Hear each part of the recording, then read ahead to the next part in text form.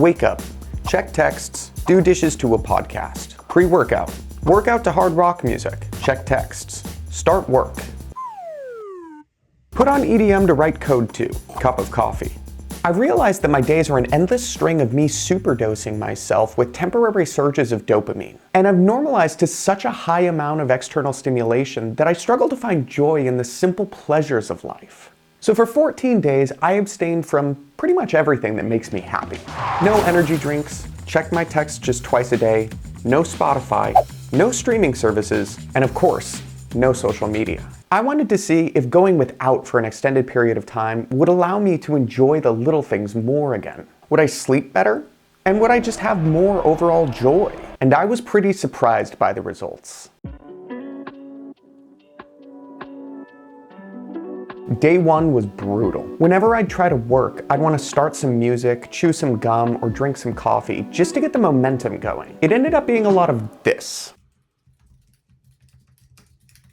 But at the same time, I could already sense a difference in my perception of time. The day was just bigger. It didn't disappear into my text messages or social media. The most difficult part was work. All of those times that I would normally procrastinate with Reddit or messaging with friends, I just had to stare at my screen until I started getting into my work. So it turns out that when you don't have access to anything for procrastination, the least boring thing to do is just work. So I'm getting an insane amount of work done, but it's definitely not pleasant. I have to constantly face my boredom, just head on. And it's not a good feeling. I'm not used to doing it because I haven't done it in like years. There's this quote from this Anna Lemke book that I'm reading, Dopamine Nation. She says, boredom is also an opportunity for discovery and innovation. And I can feel that. There's just more space in my world for me to come up with ideas or think of things. I could plan this video out a little bit more because I don't have all these distractions coming in. Yeah, I feel like my own thoughts are filling up the space that was hijacked by podcasts and Instagram reels. Dopamine fasting was created by a clinical psychologist named Cameron Seppa. In recent years, it's grown in popularity, especially amongst tech nerds.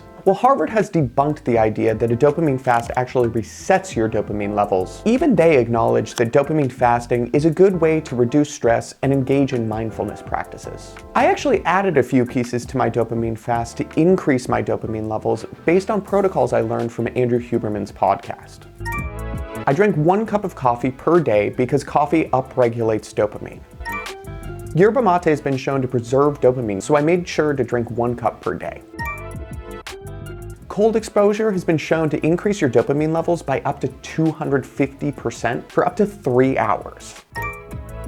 When we take on hard tasks, we often spike our dopamine before beginning the process to give ourselves some momentum to get going, like drinking an energy drink before going for a run, or turning on music before diving into difficult work. Focusing on the process is a mindset shift, where you don't layer in other rewards with hard effort. Instead, you tap into a system where you associate the effort itself with the reward. Does this run suck because you're exhausted? Nice! Have you stared at this diagram for 5 minutes and at this point it's just a garble of nonsense symbols? Dopaminergic! By day 4, I'd gotten into the groove of things. Do the dishes to my thoughts. Work out to the terrible music at the gym.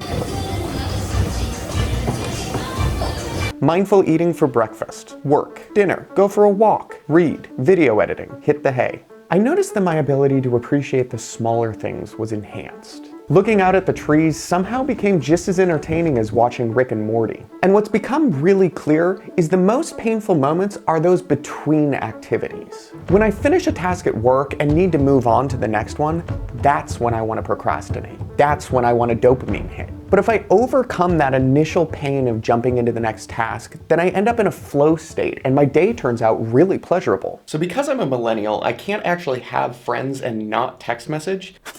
So what I'm doing is I've turned off all alerts from text messaging apps on my phone, but I'm going through and checking my text messages twice a day just to keep up with people. And it seems like no one's really noticed. I'm actually able to stay on top of my contacts a little bit more because when I check my text messages, I know I've set aside the time to respond to people. Pretty much everyone I mentioned my dopamine fast to responded with, maybe I should do that too. I think a lot of us are kind of feeling the same here. I fall into this mode of living where my life is just kind of passing me by as I check text messages and Instagram. The way the modern world is set up creates a set of traps that push us into this way of thinking. No more 5-minute phone calls, now they're a barrage of text messages. And more nights out with friends are being replaced with nights spent endlessly scrolling at home. We essentially suck our dopamine reserves dry by, let's face it, useless bullshit. But dopamine is something you can manipulate. Some behaviors decrease our overall ability to experience pleasure, and some enhance it. I know I didn't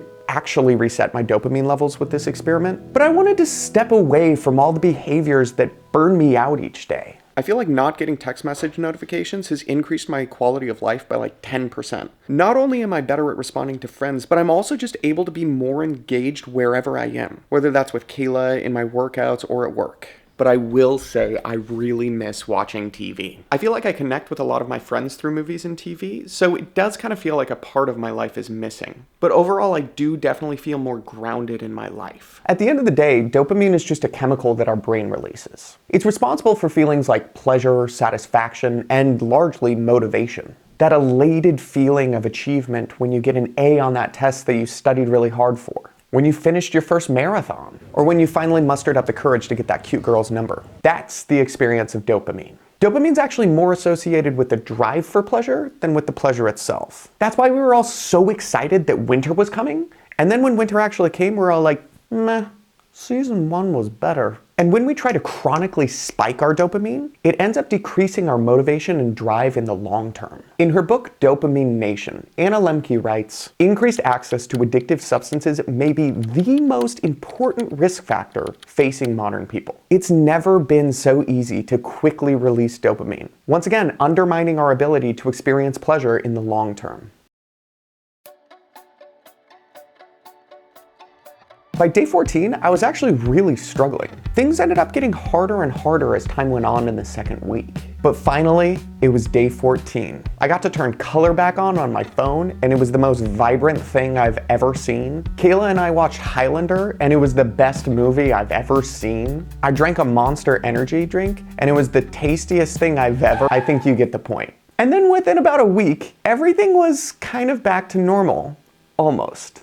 Coming into this, I think my expectation was that this was going to fundamentally overdrive the way I think and my motivation. And clearly, I haven't become an enlightened guru. But the way I interact with the world is different now. I'm able to work without music, and I end up being able to get engaged with my work at a level of depth that I didn't even know was possible. My default mode when I go outside now is to not have my headphones, which leaves a lot more space in my life to just get to know myself and think things. I can go for a run without my phone now, and it's not just not painful, it's pleasant. Yay! And I know that life is a balancing act where you're juggling 1,000 things, and this means that eventually at some point I'm inevitably going to tip my dopamine scales in the wrong direction again. But I feel like now I have a tool set to use to counterbalance that.